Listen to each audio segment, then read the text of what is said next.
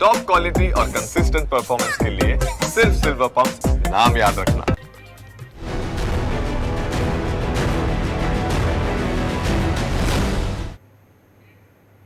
નમસ્કાર, સ્વાગત છે આપનું ન્યૂઝ કેપિટલમાં વિશેષ રજૂઆત સાથે હું છું જુહી ગાંધી।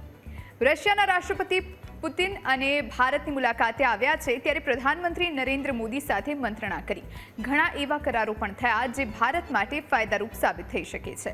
પીએમ મોદીએ ભારત અને રશિયા વચ્ચેની મિત્રતાને ધ્રુવના તારાની જેમ અટલ ગણાવી છે। છેલ્લા 8 દાયકામાં દુનિયાએ ઘણા ઉતાર ચઢાવ જોયા છે। માનવતાએ અનેક પ્રકારના પડકારો અને સંકટોમાંથી પસાર થવું પડ્યું છે, પરંતુ આ બધાની વચ્ચે ભારત રશિયાની મિત્રતા ધ્રુવના તારાની જેમ હોવાની વાત, સ્થિર હોવાની વાત પીએમએ કહી। હવે આ દોસ્તીમાં થયેલી ડીલથી ભારતને કેટલો ફાયદો થશે તેના જ વિશે આજે ચર્ચા કરવા માટે આપણી સાથે જોડાયા છે lieutenant colonel Amritlal Makwana, foreign trade expert Hiren Gandhi, જે આપણી સાથે થોડી જ વારમાં જોડાશે। તેમની સાથે ચર્ચાને આગળ વધારીશું, પરંતુ આજે 7 મહત્વપૂર્ણ કરારો થયા છે। હિરેનભાઈ અને અમૃતલાલજી આપણી સાથે જોડાયા છે। आप બંનેનું खूब खूब स्वागत है न्यूज़ कैपिटल में। सौથી पहला अमृतलाल जी, सबसे पहले आपके पास आऊंगी क्योंकि रशिया और भारत के बीच जो डील हुई है, जितने भी करार हुए हैं, आप कैसे देखते हैं?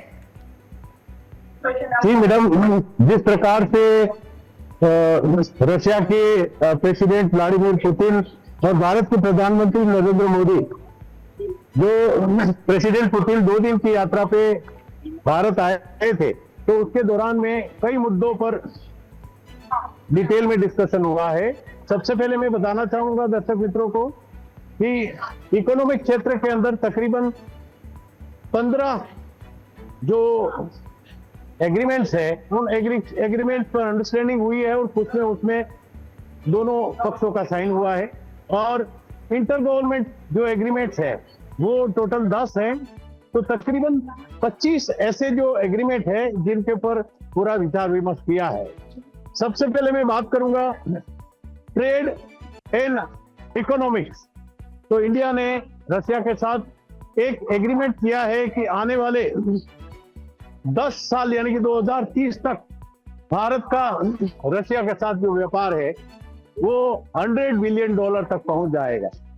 और जिस प्रकार से भारत की ट्रेड डिफिसिट अभी हो रही है, तो उसके अंदर भी भारत ने मुद्दा उठाया है और रशिया से रिक्वेस्ट किया है कि आने वाले समय में रशिया हमारे से ऑटोमोबाइल, इलेक्ट्रॉनिक्स और दूसरे कई पार्ट्सों के अंदर हमारे साथ साझेदारी करेगा, जिससे हमारा ट्रेड डेफिसिट भी इंप्रूवमेंट हो जाएगी। और साथ ही साथ जो एनर्जी क्षेत्र है, एनर्जी के अंदर भी उन्होंने बहुत सारा काम किया। जिस प्रकार से ऑयल है, गैस है, LNG है और फार्मास्यूटिकल बिजनेस है, उसके अंदर भी बहुत सारे डील हुई है, जिसके कारण हमारे अभी डिस्काउंटेड रेट के अंदर जो हमें रशिया से क्रूड ऑयल जो इंपोर्ट करते हैं, इससे हमारे भारत को आने वाले समय में भी अभी जिस प्रकार से हमारे भारत के अंदर पेट्रोल डीजल की और LNG की जो रेट्स हैं वो पूरा एकदम स्टेबल है, ना ऊपर है, ना नीचे है, ना बढ़ रही ना घट रही। तो इसके पीछे का कारण सबसे बड़ा अगर है तो रशिया के द्वारा कंप्लीट जो आपूर्ति हमारे साथ हो रही है उसका सबसे बड़ा कारण है।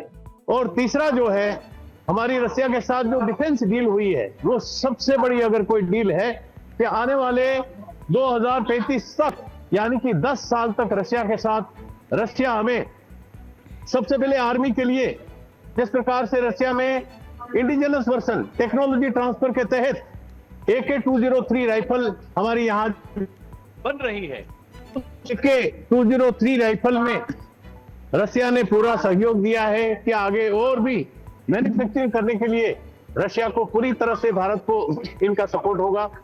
और आने वाले समय के लिए भी सुखोई के जितने भी पार्ट्स हैं और मिसाइल टेक्नोलॉजी के जितने भी स्पेयर पार्ट्स हैं, एयरक्राफ्ट के जितने भी स्पेयर पार्ट्स हैं, ये स्पेयर पार्ट्स अविरत गति से भारत को सप्लाई किया जाएगा। और साथ ही साथ हमें आने वाले समय में जिस प्रकार से युद्ध की आशंकाओं को देखते हुए आज भारत के पास कोई स्टील्थ फाइटर नहीं है, तो उसके ऊपर भी बातचीत हुई है। SU-57 और हमारे नेवी के लिए भी जो हमारी सबमरीन्स हैं और हमारे जितने भी स्पेस नेवी के जितने भी एयरक्राफ्ट है, जैसे कि आपको कहा जाए तो डिस्ट्रॉयर है, फ्रिगेट है, और नेवी के जितने भी इंजिन हैं, इनके वॉरशिप के इंजन भी रशिया उनको सप्लाई करने के लिए एग्रीमेंट हुआ है और उनके साथ बातचीत हुई है। और आगे फिर उसमें देखा जाए तो आने वाले 2035 तक लगातार हमारा जो उनके साथ जो कोऑपरेशन है, वो कोऑपरेशन हमेशा के लिए बना रहेगा। और भी साथ साथ व्यापार के अंदर हमारा जो कृषि विभाग है, कृषि है, इसके बाद पशुपालन है, डेयरी उद्योग है और फार्मास्यूटिकल उद्योग है, उसके अंदर भी दोनों देशों के बीच में एक साझा बयान भी आने वाला है और इसके बीच में भी हमारा एग्रीमेंट हुआ है, जिससे हमारा कृषि विभाग को जिस प्रकार से हमें यूरिया खाद की जरूरत है, तो उस यूरिया खाद भी रशिया की तरफ से हमें पूरा प्रोवाइड किया जाएगा। और एनर्जी क्षेत्र के अंदर अगर देखा जाए तो आगे हमारा न्यूक्लियर प्लांट कुडकुनाल करके केरला के अंदर जो यूनिट 5 और 6 उसके लिए वो जो तैयार करना है, वो सारा न्यूक्लियर प्लांट के लिए एनर्जी सप्लाई करेंगे। और साथ ही साथ दूसरी एक जो साइट है आइडेंटिफिकेशन किया है और उस साइट के अंदर भी रशिया पूरी तरह से हमें सहयोग देने के लिए तैयार है। तो इस प्रकार से अगर देखा जाए तो आर्मी, नेवी, एयरफोर्स, तीनों सेनाओं के लिए उन्होंने पूरा दिल खोल करके मदद करने के लिए तैयार है। और दुनिया का सबसे महाशक्ति अगर कोई देश है तो रशिया है, जिसके पर हम भरोसा कर सकते हैं। पिछले 8 दशक से लगातार रशिया के साथ हमारे बहुत सारे संबंध है और उस संबंध के कारण आज जो है हम अच्छी तरीके से हमारी डिफेंस के अंदर डिपेंडेबल है और उसके ऊपर रशिया के ऊपर हम पूरा भरोसा कर सकते हैं। कारण उसका सबसे बड़ा कारण यही है कि आज रशिया के साथ जो डीले हमारी हुई है और हर समय 1971 वॉर के अंदर भी उन्होंने अच्छी तरीके से हमारे साथ, जो अमेरिका ने जिस प्रकार पाकिस्तान को मदद करने की कोशिश की थी, तो रशिया ने अपने 40 बेड़ा भेज करके हमारे रशिया को भी चैलेंज करके बता दिया था कि अगर इंडिया की तरफ आंख उठा के देखा या न्यूक्लियर बॉम्ब गिराने की कोशिश की तो मैं सारे बॉम्ब वहां पे गिरा दूंगा। तो इस प्रकार से रशिया हमारा 8 दशक से गूढ़ मित्रतापूर्ण देश है, जिन पर हम पूरा भरोसा कर सकते हैं। बिल्कुल और साथ ही साथ रशिया के अंदर जो LNG प्रोजेक्ट बनाया जा रहा है, उसमें भी भारत पूरा सहयोग करने के लिए तैयार है। कल्चरल विभाग हो या फिर आगे देखा जाए कि इंटरनेशनल आज जो ग्लोबल कार्रवाई चल रही है, रशिया यूक्रेन का युद्ध चल रहा है, उसके ऊपर भी निगोशिएशन हुआ है, बातचीत हुई है कि कोई भी युद्ध जो है वो निगोशिएशन से हो सकता है, सीज फायर करने से उसका हल निकल सकता है। तो उसके ऊपर भी डिटेल में चर्चा हुई है। और आगे एशिया पैसिफिक रिलेशनशिप में हमारा ब्रिक्स और एशियो दोनों मिलाकर के पूरा एशिया पैसिफिक के अंदर शांति से हमारे काम चले। ब्रिक्स यानी कि Brazil, Russia, India, China and south Africa, ये 5 देश का हमारा जो ब्रिक्स बना हुआ है, जिस ब्रिक्स के अंदर भी पूरी दुनिया का जो व्यापार है, वो व्यापार हम समुद्री मार्ग से किस तरह से इन पायरेटों से बचाव करें, कैसे सुरक्षा करें उनके साथ, और हमारा जितना भी समुद्री रास्ते से जो माल हम ढो रहे हैं, जा रहा है, आ रहा है, उनकी भी निगरानी रखना, सुरक्षा रखना, इसके बारे में पूरी चर्चा हुई है। और साथ ही साथ हमारे जितने भी स्पेस एनर्जी है, स्पेस के अंदर भी वो हमारा जो मंगल मिशन है या दूसरे जितने भी मिशन है, उसके अंदर भी पूरा सहयोग करने के लिए तैयार है। और आगे जो सैटेलाइट है, उन डिफेंस सैटेलाइटों में भी रशिया की तरफ से हमें पूरा सहयोग है। और स्पेस एरोस्पेस के अंदर भी रशिया का हमें पूरा सहयोग है। तो ઓવરઓલ અગર દેખા જાય આપણી સાથે જી આપણી સાથે ફોરેન ટ્રેડ એક્સપર્ટ हिरेन भाई पण जोड़ाયેલા છે। अमरुलाल जी, आपके पास मैं आऊंगी। अभी हिरेन भाई के पास जाते फॉरेन ट्रेड एक्सपर्ट છે हिरेन भाई આપનું ફરી એકવાર સ્વાગત છે। અને જે પ્રમાણે અમૃતલાલજીએ કહ્યું એ જ વાતને આગળ વધારું તો પુતિને અહીંયા સ્પષ્ટપણે કહ્યું છે કે હવે કોઈ પણ રોકટોક વગર તેલની સપ્લાય આપણે ચાલુ રાખીશું, એટલે આ નિવેદન પણ પોતાનામાં ઘણું બધું કહી જાય છે। હવે વાત તમને કહું કે કરંટ સિનારીઓ આપણો અત્યારે છે અહીંયાનો નોન એલાઇનમેન્ટ છે। હવે નોન એલાઇનમેન્ટ ડુપ્લિકેટ આપણે ક્રિશ્ચિયન બ્લોકમાં પણ છીએ અને ચાઇના રશિયા બ્લોકમાં એવું છે। આજે આજે રિપીટ નહીં કરું છું, લેફ્ટનન્ટ કર્નલ સાહેબે ઘણી વાતો કરી, 2-3 વાર એટલું કહીશું તમને કે બ્રિક્સ બાબતમાં કોઈ કોમન કરન્સી બાબતમાં ડીલ બાબતમાં કોઈ કોમેન્ટ નથી આપી કે નથી મોદી આપી। અને સેકન્ડ થિંગમાં જે બીજું આપણું કામ જે છે એ ઇમિગ્રન્ટ આપણું રેમિટન્સ જે આપણે ફોરેનથી આવે છે 132 બિલિયન આપણું ટોટલ રેવન્યુ આપણું આવે છે. હવે રશિયન ગવર્મેન્ટ જો આપણે માઇગ્રેશન બાબતમાં એક ટીટીટી કરી છે, એમાં લગભગ મારા આંકડા પ્રમાણે લગભગ 28 થી 30 લાખ ત્યાં ઓફર એમણે આપણે કરી up to bottom two up સુધીની. એમાં આઈટી સેક્ટર પણ આવી ગયું, એમાં લેબર બધી આવી ગયું, એમાં બધી જ મિકેનિઝમ આવી ગયું. એટલે આ જે કરાર છે આ બીજી બધી વસ્તુ બાજુ પર છોડો, પણ આ કરારનો સીધો રેમિટન્સનો ફાયદો ઇન્ડિયાને થવાનો ઇકોનોમીને. હવે બીજી વસ્તુ મેં ધ્યાન તમે રાખો કે ડિફેન્સનું ડીલ કર્યું ગવર્મેન્ટે તો પ્રિડિક્ટેડ હતું, તેની કોઈ અમાઉન્ટ જાહેર નથી કરી. એમણે Su-75 કોઈ ગવર્મેન્ટે કોઈ અમાઉન્ટ જાહેર નથી કરી. એટલે બહુ જ ગવર્મેન્ટો મેચ્યોર પ્રમાણે બિહેવ કરી રહ્યું અત્યારે મોદી સાહેબ. અને એક છૂપો સંદેશ, છૂપું એક મેસેજ વર્લ્ડને એ આપ્યો છે એમણે કે ભાઈ હવે પોલરાઇઝેશન નહીં ચાલે, મલ્ટીપોલરાઇઝેશન ચાલશે. એટલે કે એક ધરી પર દુનિયા નહીં ચાલે. આ એક ઇન્ડિયા તરફથી એક મક્કમ ને મજબૂત જવાબ આપ્યો આજના મિટિંગ પર મને લાગે છે. પણ સાથે અમેરિકાને ઇરિટેટ પણ નથી કર્યું. ઉર્જામાં એમણે પુતિને જે ઓઇલ આપવાની ઓફર કરી આપણે એનો સ્વીકાર કર્યો, આપણે કોઈ કમિટમેન્ટ નથી આપ્યું. એટલે આપણે જે ટ્રેડ અમેરિકા ટ્રેડ ડીલ જે થઈ રહ્યું છે એમાં જોવા જઈએ તો ટ્રમ્પના જે આપણે નેગોશિએશન ચાલે એમાં કોઈ આપણે કોઈ મોટું અડખાણ ઓબ્જેક્ટર ઊભા નથી કરી આપણે એમાં. હવે ગવર્મેન્ટે જ ન્યુક્લિયર સેક્ટર ખોલેલું, એમ ઇન્વેસ્ટમેન્ટની ચર્ચા છે, એકમાં ઇરિગેશનની ચર્ચા છે, ઇમિગ્રેશનની ચર્ચા છે. ડિફેન્સ ડીલ તો આપણે જાણીએ છીએ કે આપણો ઇન્ડિયા લગભગ 58-60% ડિફેન્સ આપણે રશિયા પર ડિપેન્ડેબલ છે. અને વર્તમાન જીઓપોલિટિકલ જોવા જઈએ તો ઇન્ડિયા આજે જીઓપોલિટિકલ ડિસ્ટર્બન્સ એટલા માટે છે કે ભાઈ પાકિસ્તાન કે બાંગ્લાદેશ કે શ્રીલંકા કે નેપાળ આપણે ચાર દિશામાંથી આપણે આંતરિક જૂથવાદમાં ભરાયેલા છે. આપણે ઇન્ડિયાને એક મજબૂત સાથીદાર જોઈએ. એ સાથીદાર રૂપમાં રશિયા આપણને આજે સપોર્ટ આપ્યો અને રેલોસમાં એગ્રીમેન્ટ કર્યો છે. એ બહુ સારા સમાચાર આપણા માટે. પણ આર્થિક ઇકોનોમી પ્રમાણે જે $100 અબજ જે આપણને લક્ષ્ય આપ્યો છે તો બરાબર 60-70 અબજનું છે, 100 અબજનું થાય, દેટ ઇઝ ઓકે. પણ સરકારનું મોટું ધ્યાન એમાં જે યુરિયા જે આપણે પ્લાન્ટ રિયલ કેમ કંપની જે ઇન્ડિયામાં ફેક્ટરી ખોલવાની છે, તો ઇન્ડિયાના ખેડૂતોને જે ખાતર મળશે નીચા ભાવ મળશે, એ ફાયદો આપણને મળે. પહેલો આ ઇન જનરલી વાત તમે કરું તો જે આંકડા આવશે આપણને ખબર પડશે. અને બીજો રેમિટન્સનો ફાયદો આપણને થશે સારો મોટો કે ભાઈ એટલી રેમિટન્સ આપણું જે H1B હિસાબે જો ઇન્ફ્રાસ્ટ્રક્ચર આપણે સમજવું સોલિટી આપણને મળી. ત્રીજી મહત્વની વસ્તુ છે કે યુરોપ કન્ટ્રી આનો કેવી રીતના જવાબ આપે છે આનો, કારણ કે રશિયા જોડે ડાયરેક્ટલી ઇન્ફ્લેક્ટમાં અમેરિકા ટ્રમ્પમાંથી પણ યુરોપ કન્ટ્રી છે. ગઈકાલે જ યુરોપમાં જર્મન, યુકે અને ઇટલી ફ્રાન્સ એમ્બેસીએ એક પુતિનના ઉપર રિપોર્ટ નાખેલો. એ રિપોર્ટ થોડોક પુતિનને થોડુંક ઝાટક ભાવ ઇન્ડિયા રિસ્પોન્સ આપેલો કે અમારે ત્યાં ગેસ્ટ આવતા હોય તો we not allow this type of any comment on our guest. એટલે ઇન્ડિયાએ બહુ સ્ટ્રેટેજિકલી ન્યુટ્રલ રહી અને બે એલાન તરફે એક બેલેન્સિંગ એક્ટ કર્યું છે. બેલેન્સિંગ એક્ટમાં જે આપણી ઇકોનોમીને અસર જ્યારે ડોલર તમે જોયો 90 આસપાસ પહોંચી ગયો ડોલર, ટ્રેડ ડેફિસિટ આપણી 40 બિલિયન વધી ગઈ આપણી, જે 20 બિલિયન હતી આપણી. એનું કારણ તો આપણે જાણીએ છીએ કે ટ્રમ્પનું ટેરિફ જે છે અનસેક્યોરિટી વર્લ્ડમાં છે, એ બાબતમાં જ ગવર્મેન્ટ ઓફ ઇન્ડિયા બહુ સાવચેતીપૂર્વક પગલાં ભરી દીધી આજની તારીખમાં.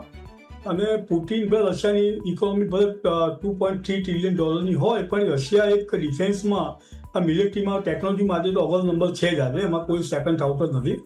તો એમાંથી આપણે મેક્સિમમ શું લઈ શકીએ, આપણે ગવર્મેન્ટે લઈ લીધું મેક્સિમમ. અને બારી આપણે યુએસની બારી બંધ નથી કરી. આપણે કોઈ એવા નથી સેન્કશન જે લગાવી શકે આપણી પર વધારે પડતા, એવા કોઈ આપણે લોજિકલી કે આપણે કોઈ કામ કર્યું નથી. બીજી વાત તમને પણ મેં અમારા ધ્યાનમાં આવી કે S-400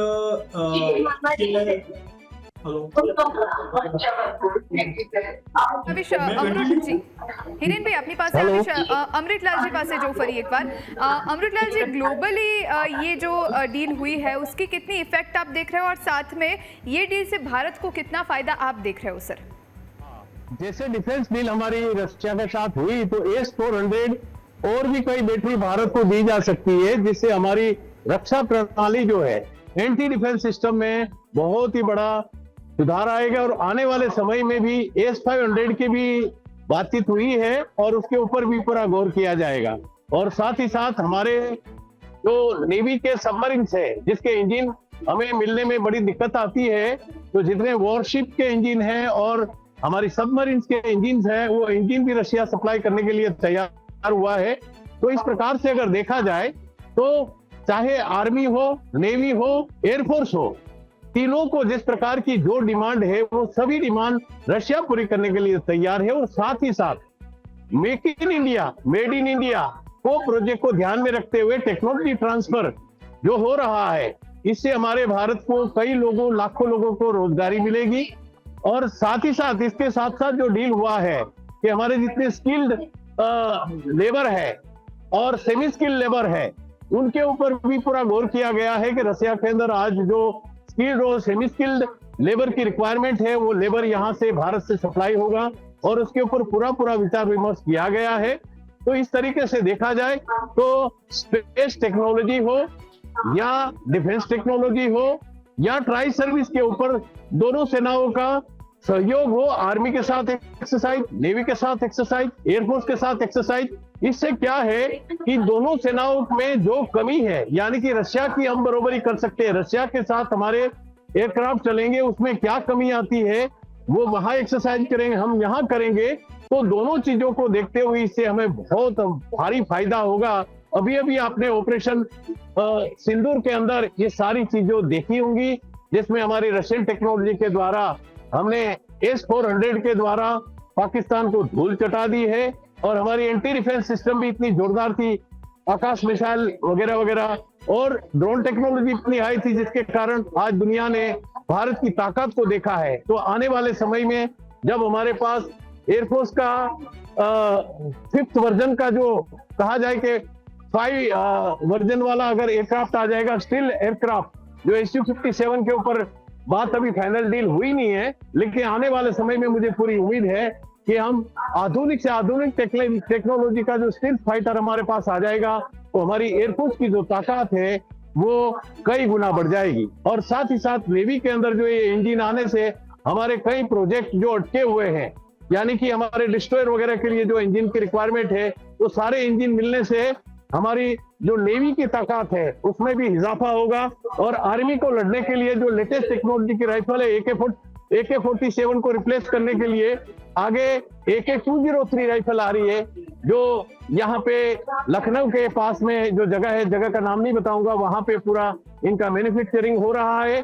उनको भी और आगे ऑर्डर दिया है कि भारत के टेक्नोलॉजी ट्रांसफर के तहत और यहाँ पे बनाई जाएगी, जिससे हमारी आर्मी की ताकत, एयरफोर्स की ताकत और नेवी की ताकत में पूरी तरह से बढ़ोतरी होगी। और आने वाले समय में जिस प्रकार से मैंने कहा कि कृषि उद्योग के अंदर, हेल्थ सेक्टर के अंदर, एनर्जी सेक्टर के अंदर, इकोनॉमिक सेक्टर के अंदर तमाम जगह पे जिस प्रकार से बातचीत हुई है और एक 2035 तक का रोड मैप बनाया है, इससे पता चल रहा है कि आने वाले समय में भारत को दुनिया का दूसरा अर्थतंत्र बनने के लिए कोई रोक नहीं सकता है। जिस प्रकार तीसरे पैदान पर हम पहुंच गए हैं, तो आने वाले समय में $5 ट्रिलियन की इकोनॉमी भारत बन सकती है, इसमें कोई दो राय नहीं है। कारण कि made in India, make in India के तहत हम जिस प्रकार से काम करेंगे और दोनों देशों के बीच में जो एक सहयोग बना है कि इंडियन रुपी और रशियन रूबल में दोनों को जो हम पैसे का ट्रांजैक्शन होगा वो ट्रांजैक्शन रूबल और रुपीज में होगा, जिससे हमारा रुपया भारत में रहेगा, रशिया का रूबल रशिया में रहेगा, डॉलर में कन्वर्ट नहीं होगा। इससे दोनों देशों को एक इकोनॉमिक साइड से देखा जाए तो बहुत बड़ा फायदा होगा। तो इस प्रकार से ओवरऑल देखा जाए तो ये दोनों देशों के बीच में जो डील हुई है, जिस डील के द्वारा भारत की आर्मी नेवी एयरफोर्स को तो फायदा होगा ही होगा, किसानों को बहुत बड़ा फायदा होगा।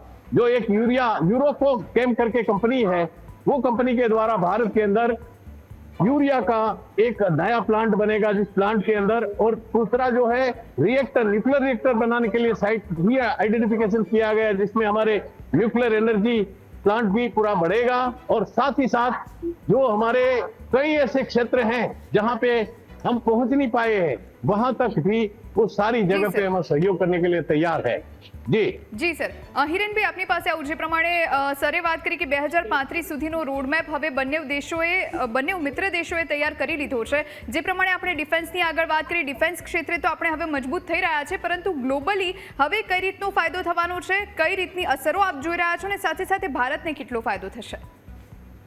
એટલે ભારતનો ફાયદો તો મેં તો 2-5 સેક્ટર સીધા ગણાયા કે ભાઈ યુરિયા આપણને ખેડૂતોને સસ્તું મળશે, આપણને વિઝા માઇગ્રન્ટ આપણા જે સ્કિલ કારીગરોને રોજગાર મળશે, રેમિટન્સ આપણું વધશે, એ સીધો ફાયદો છે। ડિફેન્સમાં તો આપણે જરૂર છે જ રશિયા પાર્ટનર કોઓપરેશનની, એ પણ ડીલ કર્યું, એક્સપેક્ટેડ હતું। અને ચોથી મહત્વ વાત, બ્રિક્સ બાબતમાં કોઈ સ્પેસિફાઈડ આપણને કોઈ બે કમિટમેન્ટ નથી આપણી પર। બ્રિક્સનું આયોજન આપણે નેક્સ્ટ 2026માં કરવા જઈ રહ્યા છે અને હવે આની અસર, આની રિએક્શન ટ્રમ્પ વોશિંગ્ટન શું લેશે એ જોવાનું એક વસ્તુ। બીજી વસ્તુ છે કે Europe country is directed connected with the Russian country. તો યુરોપમાં આપણે એક્સપોર્ટ માર્કેટ કર્યું છે, આપણે યુકેમાં આપણે એફટીએ કર્યું અને બીજી 2 કન્ટ્રી આપણે એફટીએ અંડર ચાલી રહ્યું છે। યુરોપ આપણા માટે બહુ મહત્વનું કન્ટ્રી છે કે જે આપણે ટેક્સટાઇલ, ફાર્મા કે જે આપણે ટ્રેડ લોસ થતો આપણે તો અમેરિકા ત્યાં સરપ્લસ આપણે ત્યાં કમ્પોઝિટ કરી શકીએ। એટલે હાલ પૂરતું તો એવું લાગે કે ટ્રેડ બહુ જ ડીલ વ્યવસ્થિત, અને એક હું એમ કહી શકું કે સાવચેતી પૂરું એક પબ્લિક બધું ગવર્મેન્ટે ડિફેન્સ સિક્યોર કર્યું, રેવન્યુ સિક્યોર કરી, એક નવા સેક્ટરો ખોલ્યા અને સાથે સાથે એક સારો સંદેશ જીઓ પોલિટિકલ મોકલ્યો કે ઇન્ડિયાને ભાઈ તમે સાથેથી બિઝનેસ કરી શકો, ઇન્ડિયા દબાઈને વ્યવહાર ના કરી શકો। એટલે એક સારો મેસેજ ગયો। હવે વી હોપ દેટ તમારે કોઈ જગ્યાએ મેં ઊંડાણથી વાંચ્યું, કોઈ જગ્યાએ સેન્સન આવે એવું કોઈ જગ્યાએ પણ દેખાતું નથી, કારણ કે બ્રહ્મોસ ટેકનોલોજી મિસાઇલ ટર્કીને પણ આપી છે, ચાઇનાને પણ આપી છે, તો યુએસએ બેની પર સેન્સન કર્યું, આપણી પર સેન્સન કર્યું નથી। એટલે કોઈ જગ્યાએ ટેકનો ટ્રાન્સફરની એગ્રીમેન્ટ થયા છે, પણ ડિફેન્સ મોટા ડીલ કોઈ જગ્યાએ આપણને ત્યાં કોઈ 2 સ્ક્વોડ્રનની આપણે વાતચીત ચાલે છે, બેસ્ટ નોલેજ પ્રમાણે બધા રેફર કરવાનો સાહેબને ખબર હશે, આપણે MiG-21 આપણે ગ્રાઉન્ડેડ કર્યું એટલે 2 સ્ક્વોડ્રનની આપણી જરૂર છે ત્યારે ઇન્ડિયન એર સેક્ટર ડિફેન્સને।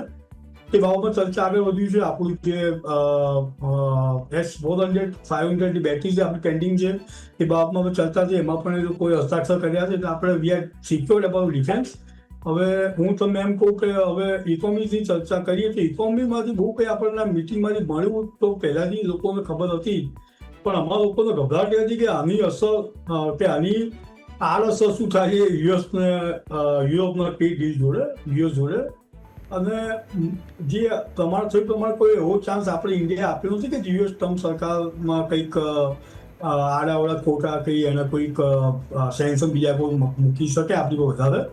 એક ડર માર્કેટમાં એવો તો 2 દિવસ પહેલાં કે આ જો ટ્રમ્પ પાછો કંઈ સેન્કશન વધારે આપણી પર તો આપણું ઇકોનોમી ઓર થોડી સિક્વાઇઝ થઈ જાય, કારણ કે ઓલરેડી આપણે 40 બિલિયન્સના ટ્રેડ ડેફિસિટમાં આપણે ઓલરેડી છીએ જ અત્યારે, આપણે પહેલાં 18 બિલિયન હતું, એ ટ્રેડ ડેફિસિટ વધીને 41 બિલિયન થયું, એટલે આપણે અને રૂપિયો પણ બહુ ઘટી ગયો 90%। એનું કારણ આ છે એની પાછળનું કે સરકારમાં કોઈ જાતનું કોઈ રિસ્ક લેવા માગતું નથી, આપણે દેખાઈ રહ્યું હોપફુલી કે। અને બીજી એક સારી વાત એ છે કે જોઈન્ટ બેમાં જાણે સમજ થયા છે કે ભાઈ શાંતિ વિશ્વમાં હોવી જોઈએ, અને નરેન્દ્ર મોદી સાહેબે કીધું કે અમે મધ્યસ્થી નહીં પણ શાંતિના પક્ષકાર છે, એટલે એક સારો મેસેજ ગયો યુક્રેન યુદ્ધ, રશિયા યુદ્ધ બાબતમાં। એટલે મે બી આ વસ્તુ ફેવરેબલ કરે આપણને, તો બધાની નજર ત્યારે વોશિંગ્ટનનું કોઈ રિએક્શન આવે છે એની પર છે, હોપફુલી કોઈ રિએક્શન નહીં આવે। અને મારા બેસ્ટ નોલેજ, મારી ઇન્ફ્યુઝન પ્રમાણે જો બધું આ વ્યવસ્થિત રહ્યું તો અમેરિકા પણ આગળ અમારા ટ્રેડિંગ માટે આપણે જો આગળ વધી શકે। જી અમૃતલાલજી, જે પ્રમાણે રિએક્શનની વાત હિરેન સરે કરી છે, અમેરિકા સ્પેશિયલી પ્રેસિડેન્ટ ટ્રમ્પ પોતાના રિએક્શન માટે જાણીતા છે, અને આવી કોઈ પણ જ્યારે ગ્લોબલી કોઈ પણ વાત થતી હોય ત્યારે હંમેશાથી તેમનું કોઈને કોઈ એક્સ પોસ્ટ આવતી હોય છે કે કોઈને કોઈ ટ્વીટ આવતું હોય છે, સોશિયલ મીડિયા પર તેઓ સક્રિય થતા હોય છે। ચીન, પાકિસ્તાન અને અમેરિકા પાસેથી આપને કેવા રિએક્શનની આશા છે? ચીન તો देखो, अपनी विदेश नीति के अनुसार नरेंद्र मोदी को अपना देश हित के लिए किसी भी प्रकार का कोई भी फैसला लेने के लिए वो हकदार है। और किसी भी देश के दबाव में न आकर के अपनी देश की सुरक्षा, अपनी देश की विदेश नीति, चाहे दुनिया का कोई भी देश हमारे पर सैंक्शन लगाने की कोशिश करे, लेकिन हमें अपने देश हित, हमारे लोगों का हित और हमारी आर्मी, नेवी, एयरफोर्स का हित को देखते हुए जो भी स्टेप उठाना है वो सारे स्टेप उठाए जाएंगे। कारण इससे हम देखें कि अमेरिका आपके ऊपर क्या लगाएगा। अमेरिका को देखो, ये सब व्यापारी है। अमेरिका हो गया, फ्रांस हो गया, इंग्लैंड हो गया, जर्मनी हो गया, सब व्यापारी है। सब बोलते हैं आप हमारा सामान खरीदो। आप उनका सामान खरीदेंगे तो हम आपके ऊपर ये सैंक्शंस लगाएंगे, आपके ऊपर टैरिफ ज्यादा लगाएंगे। तो लगाने दो। ऐसी कोई किसी देश से हमें डरने की आवश्यकता नहीं। अगर भारत देश जागृत हो जाए और दुनिया के देशों से आने वाला जो सामान भारत में आ रहा है, अगर स्वदेशी सामान को ध्यान में रखते हुए हर एक नागरिक सोचे तो भारत का पैसा भारत में रहेगा।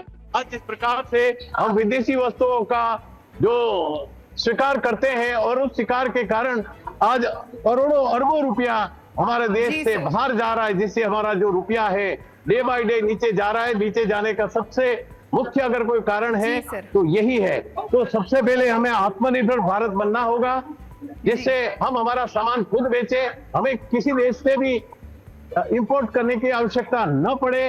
हमारे जितने भी इंजीनियर्स है, हमारे जितने उनको मेहनत करनी होगी, जिससे कि भारत आज दुनिया के देशों में महाशक्ति बन सके।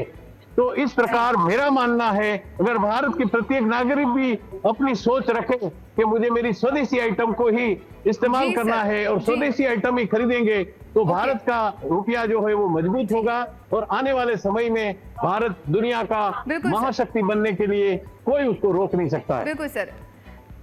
અમૃતલાલજી આપનો અને હિરેનભાઈ આપનો અમારી સાથે જોડાવા માટે અને આ ચર્ચામાં ભાગ લેવા માટે ખૂબ ખૂબ આભાર। આ સાથે આ વિશેષ રજૂઆતમાં અત્યારે બસ આટલું જ। તમામ મહત્વના સમાચારો માટે અને અપડેટ્સ માટે અમારા તમામ સોશિયલ મીડિયા પ્લેટફોર્મ્સ પર આપ અમને ફોલો કરી શકો છો। રજા આપશો। નમસ્કાર।